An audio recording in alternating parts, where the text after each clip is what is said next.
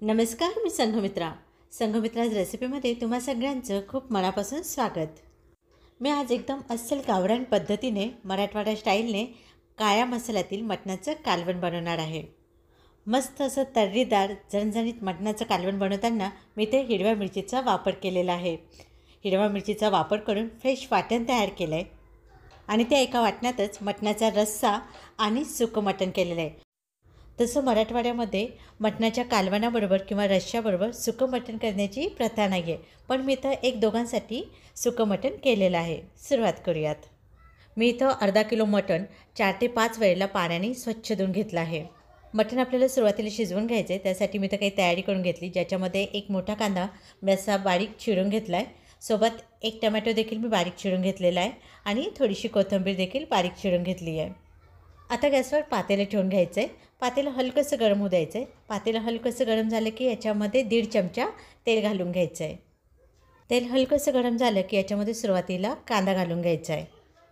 इथं बारीक चिरलेला कांदा मी घालून घेते. गॅस फुल ठेवायचा आहे आणि कांदा परतून घ्यायचा आहे. कांदा खूप जास्त परतायचा नाही, फक्त 2 मिनटासाठी कांदा परतून घ्यायचा आहे. कांदा 2 मिनटासाठी परतून घेतला की लागलीच याच्यामध्ये टोमॅटो घालून घ्यायचा आहे. टोमॅटो घातला की लागलीच थोडीशी कोथिंबीर देखील घालून घ्यायची. फोडणीमध्ये अशी थोडीशी कोथिंबीर घालून घेतली म्हणजे मटणाचं जे आळणी सूप बनतं ना, त्याला कोथिंबीरीचा खूप छान एक फ्लेवर येतो. गॅस मी तो मोठाच ठेवलेला आहे. सगळं व्यवस्थित एकदा 2 मिनटासाठी परतून घ्यायचं आहे. खूप जास्त परतायची गरज नाही, फक्त एक 2 मिनटासाठी परतून घ्यायचं आहे. नंतर याच्यामध्ये स्वच्छ धुवून घेतलेलं मटण घालून घ्यायचं आहे. नंतर 1 चमचा हळद घालून घ्यायची आहे आणि सोबत चवीनुसार मीठ घालून घ्यायचं आहे. इथं मी 1 चमचा मीठ घालून घेते. नंतर सगळं मोठ्या गॅसवरच व्यवस्थित मिक्स करून घ्यायचं आहे.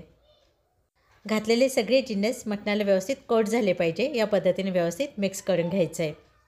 आता ह्या स्टेजलाच मटण शिजताना त्याच्यामध्ये तुम्ही अद्रक लसणाची पेस्ट देखील घालू शकतात, पण मी अद्रक लसणाची पेस्ट आत्ताच घालत नाही आहे. ह्या स्टेजला समजा अद्रक लसणाची पेस्ट घातली तर काय होतं, आणि रस्सा आपण जो काढणार आहोत त्याला अद्रकचा थोडासा तिखटपणा येतो आणि लहान मुलांना ते थोडं तिखट लागतं, म्हणून मी याच्यामध्ये घालत नाही आहे. तेव्हा अद्रक लसूण मी वाटणामध्ये वापरणार आहे. आता मटणामध्ये लगेच पाणी घालायची काही करायची नाही, तर काय करायचं, याच्यावर एक असं खुलगट ताट ठेवून घ्यायचं आणि ताटामध्ये साधारणतः 1 ते 1.5 ग्लास पाणी घालून घ्यायचं आहे. याच्यामुळे मटण लवकर शिजतं. मटणामध्ये सुरुवातीला पाणी घालायचं नाही, तर मटणाला सुरुवातीला त्याचं स्वतःचं अंगचं पाणी सुटू द्यायचं आहे. गॅस कमीच ठेवायचा आहे. 7-8 मिनटानंतर झाकण उघडून बघायचं आहे. बघितलं, मटणाला आता मस्त स्वतःच्या अंगचं पाणी सुटलं आहे. मटणाला असं सुरुवातीला स्वतःच्या अंगचं पाणी सुटू द्यायचं, त्याच्यामुळे मटणाच्या भाजीला चव खूप छान येते. एकदा व्यवस्थित हलवून घ्यायचं आहे. गॅस कमीच ठेवायचा आहे. आता याच्यामध्ये ताटावर आपण जे 1-1.5 ग्लास पाणी ठेवलं होतं, जे गरम झालं आहे, ते याच्यामध्ये घालून घ्यायचं आहे. परत झाकण ठेवायचं आहे आणि परत याच्यामध्ये 1 ते 1.5 ग्लास पाणी घालून घ्यायचं आहे. मला थोडासा आळणी रस्सा करायचा आहे, त्याच्यामुळे परत पाणी ठेवून घेते. आता कमी गॅसवर मटण शिजू द्यायचं आहे. 15-20 मिनटं झाले की परत एकदा झाकण उघडून बघायचं आहे. एकदा व्यवस्थित सगळं ढवळून घ्यायचं आहे. मटण शिजायला आणखीन बऱ्याच अवकाश आहे. सुरुवातीपासून मला इथं 25 मिनटं झाली आहेत. आता याच्यामध्ये हे ताटावरचं जे गरम पाणी झालेलं आहे त्याच्यामध्ये घालून घ्यायचं आहे. परत एकदा व्यवस्थित ढवळून घ्यायचं. गॅस कमी करायचा आहे आणि याच्यावर झाकण ठेवून घ्यायचं आहे. ताटात आता परत पाणी ठेवायची गरज नाही आहे. एकीकडं मटण शिजतं आहे, तोपर्यंत आपण वाटण्याची तयारी करून घेऊयात. वाटण्यासाठी सुरुवातीला मी काही प्रिपरेशन करून घेतले, ज्याच्यामध्ये एक मोठा कांदा ह्या पद्धतीने असा बारीक उभा चिरून घेतला आहे. अर्धी वाटी किसलेलं खोबरं घेतलं आहे. 1.5 टेबलस्पून धणे घेतलेले आहेत. 1 तेजपत्ता घेतला आहे. 2 लवंगा, 5-6 मिरे आणि 2 हिरव्या इलायची घेतल्या आहेत. साधारणतः 1 ते पाऊण इंचाचे 2 दालचिनीचे तुकडे घेतले आहेत. जावित्रीचा एक छोटा तुकडा घेतला आहे. 1 बडी इलायची घेतली आहे आणि चक्रफूल जे असतं त्याची फक्त 1 पाकळी घेतली आहे. आपण मटण हिरव्या मिरचीत करतो आहे, तेव्हा मी इथे 7 ते 8 हिरव्या मिरच्या घेतल्या आहेत. आता हिरव्या मिरच्या किती तिखट आहे आणि तुम्हाला किती झणझणीत कालवण हवं आहे त्याच्यानुसार हिरव्या मिरच्या घ्यायच्या आहेत. 15 ते 20 लसणाच्या पाकळ्या आणि 1.5 इंच अद्रकचा तुकडा घेतलेला आहे. याच्यासोबत 1 टेबलस्पून तीळ आणि अर्धा टेबलस्पून खसखस घ्यायचे आणि सोबत थोडीशी कोथिंबीर देखील घ्यायची आहे. आता आपल्याला मसाला भाजून घ्यायचा आहे. त्यासाठी गॅसवर मी इथं तवा ठेवून घेतला आहे. तवा हलकासा गरम होऊ द्यायचा आहे. तवा गरम झाला की त्याच्यामध्ये कांदा असा कुस्करून थोडासा घालून घ्यायचा आहे. तव्यावर व्यवस्थित पसरून घ्यायचा आहे. गॅस मिडियम ठेवायचा आहे आणि एक हलकासा ब्राऊन रंग येईपर्यंत कांदा भाजून घ्यायचा आहे. साधारणतः 1 टीस्पून तेल घालून घ्यायचं आहे आणि कांदा भाजून घ्यायचा आहे. कांद्याला असा हलकासा ब्राऊन रंग यायला लागला की कांदा काढून घ्यायचा आहे. तुम्ही कांदा डायरेक्ट अख्खा कांदा गॅसवर देखील भाजून घेऊ शकतात. कांद्याला 2-3 रुपये चीर द्यायचे आहेत आणि गॅसवर डायरेक्ट भाजून घ्यायचं आहे. आता मध्यम आचेवरच हिरव्या मिरच्या देखील भाजून घ्यायच्या आहेत. हिरव्या मिरचीला असे चटकेचे डाग दिसायला लागले की हिरव्या मिरच्या देखील काढून घ्यायच्या आहेत. आता तव्यावर एकदम थोडंसं म्हणजे साधारणतः 2 टीस्पून तेल घालून घ्यायचं आहे. तेल हलकंसं गरम होऊ द्यायचं आहे. तेल गरम झालं की लागली त्याच्यामध्ये तेजपत्ता घालून घ्यायचा आहे. तेजपत्त्याचा कलर हलकासा कलर चेंज झाला की लगेच साईडला करून घ्यायचं आहे. नंतर खडे मसाले घालून घ्यायचे आहेत. गॅस एकदम कमी ठेवायचा आहे. मसाले जळणाने त्याची काळजी घ्यायची. लवंग, मिरे, कर्णफूल, जावित्री, दालचिनी वगैरे मी घालून घेते सुरुवातीला. खडे मसाल्यांचा कलर हलकासा चेंज झाला की ते देखील साईडला करून घ्यायचं आहे आणि धणे घालून घ्यायचे आहेत. धणे पण हलकेसे लालसर व्हायला लागले की लागली त्याच्यामध्ये खोबरं घालून घ्यायचं आहे. किसलेलं खोबरं घालायचं आहे आणि खड्या मसाल्यासोबत खोबरं देखील परतून घ्यायचं आहे. गॅस एकदम कमी ठेवायचा. खोबरं लगेच जळायला लागतं, तेव्हा उलटणीनं देखील एकसारखं परतत राहायचं आहे. खोबऱ्याचा हलकासा कलर चेंज झाला, हलकासा सोनेरी रंग यायला लागला की याच्यामध्ये मगाशी भाजून घेतलेला कांदा आणि हिरव्या मिरच्या घालून घ्यायच्या आहेत. लागली सोबत अद्रक लसूण देखील घालून घ्यायचं आहे. लगेचच सोबत 1 टेबलस्पून पांढरे तीळ आणि अर्धा टेबलस्पून खसखस घालून घ्यायची आहे. जर तवा खूप तापलेला असेल आणि मसाला जळण्याची भीती असेल तर गॅस बंद करायचा आहे आणि मग तीळ आणि खसखस घालून घ्यायचे आणि मसाला एकत्र परतून घ्यायचा आहे. नंतर गॅस बंद करायचा आहे आणि मसाला एका प्लेटमध्ये काढून घ्यायचा आहे. थोडासा मसाला तव्याला शेवटी लागलेला राहतो तेव्हा काय करायचं, कोथिंबीर घ्यायची आणि हे अशा पद्धतीने तव्यावर फिरवून घ्यायची, म्हणजे सगळा मसाला देखील कोथिंबीरला लागून निघून येतो. कोथिंबीर देखील प्लेटमध्ये काढून घ्यायची. आता मसाला पूर्णपणे थंड करायचा आहे आणि कमीत कमी पाण्याचा वापर करून मसाला बारीक करून घ्यायचा आहे. तर इथं मी मसाला बारीक करून घेतला आहे. मसाला भाजीपर्यंत साधारणतः 20 मिनटं झाली आहेत. एकदा आपण झाकण उघडून बघूयात. मटण शिजलं की नाही एकदा व्यवस्थित चेक करून घ्यायचं आहे. सुरुवातीपासून मला आत्तापर्यंत इथं 50 मिनटं झाली आहेत. मटण शिजलं की नाही चेक करून घेऊयात. थोडंसं बाकी आहे, आणखीन साधारणतः एक 5-10 मिनटं लागतील. तेव्हा परत पातेल्यावर झाकण ठेवायचं आहे. गॅस कमीच ठेवायचा आहे आणि 10 मिनटांनी परत एकदा झाकण उघडून चेक करून घ्यायचं आहे. मटण शिजलं आहे की नाही ते चेक करून पाहिलं आहे तर एकदम परफेक्ट मटण एकदम व्यवस्थित शिजलं आहे. मटण एकदम ओव्हरकुक पण होऊ द्यायचं नाही, जास्त गाळा झालेलं मटण देखील चांगलं लागत नाही. इथं आपलं मटण एकदम परफेक्ट शिजलं आहे. मटण शिजायला जवळपास पाऊण तास ते 1 तास लागतो. मला इथे 55 मिनटं लागली आहेत. गॅस बंद करायचा आहे आणि आता फोडणी द्यायला घ्यायचं आहे. त्याच पातेल्यामध्ये मी फोडणी देऊन घेते आणि मी एका दुसऱ्या वेगळ्या भांड्यात काढून घेतलं आहे. पातेलं हलकंसं गरम झालं की त्याच्यामध्ये 2 मोठे चमचे तेल घालून घ्यायचं आहे. तेल हलकंसं गरम होऊ द्यायचं आहे. गॅस कमी ठेवायचा आहे. तेल हलकंसं गरम झालं की त्याच्यामध्ये 1 टीस्पून काश्मीरी लाल मिरची पावडर घालून घ्यायचं आहे. हे फक्त कलरसाठी आहे, तिखट नाही आहे. लाल मिरची पावडर टाकली की लागलीच मसाला घालून घ्यायचा, म्हणजे मिरची जळणार नाही.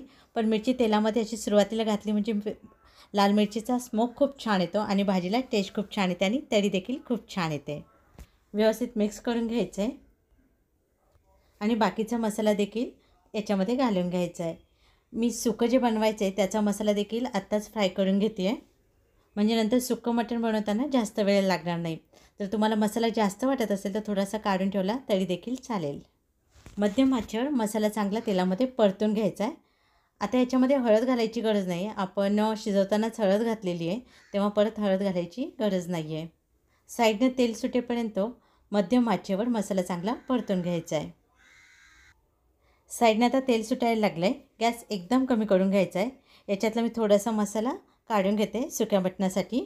एकदम थोडासा मसाला लागेल त्याच्यानुसार एका वाटीमध्ये काढून घ्यायचा आहे. आता सुरुवातीला मसाल्यामध्ये फक्त मटणाची पीसेस घालून घ्यायचे.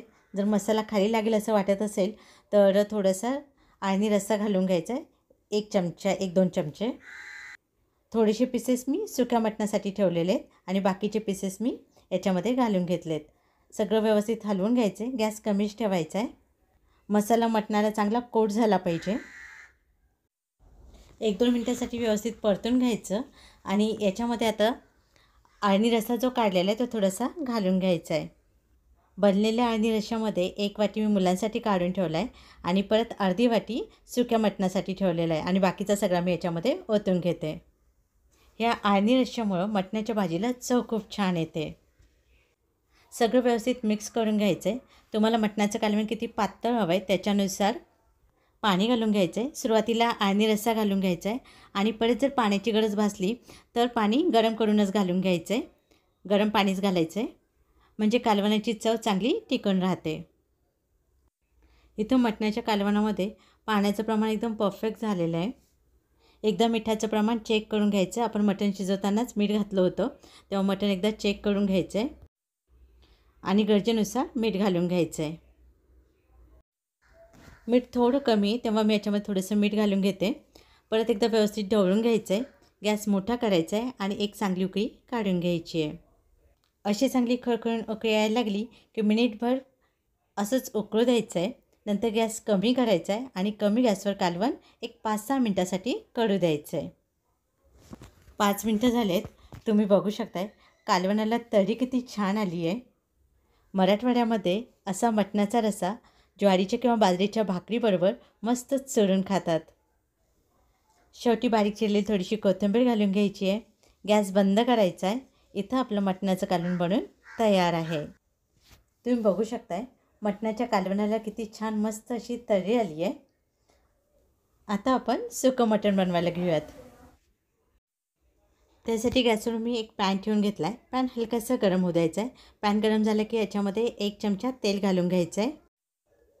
तेल गरम झालं की याच्यामध्ये आपण मगाशी जो फ्राय करून घेतला होता मसाला तो घालून घ्यायचा आहे, म्हणजे परत मसाला फ्राय करण्यामध्ये आपला वेळ जाणार नाही। अर्ध्या मिनटासाठी मसाला परतून घ्यायचा आहे। मसाला आपण ऑलरेडी फ्राय केलेला आहे। गॅस कमीच ठेवायचा आहे आणि याच्यामध्ये आळणी रस्सा घालून घ्यायचा आहे। आळणी रस्सा असं सुक्या मटणामध्ये घातल्यामुळे ना सुक्या मटणाला चव खूप छान येते। परत अर्ध्या मिनटासाठी परतून घ्यायचं आहे आणि नंतर याच्यामध्ये पीसेस घालून घ्यायचे आहेत। मी तर सुकं मटण एकदम थोडंसंच बनवते आहे, 1-2 पुरेल इतपतच। कमी गॅसवरच सगळं व्यवस्थित एकदा परतून घ्यायचं आहे। मसाला मटणाला व्यवस्थित कोट झाला पाहिजे, ह्या पद्धतीनं परतून घ्यायचं आहे।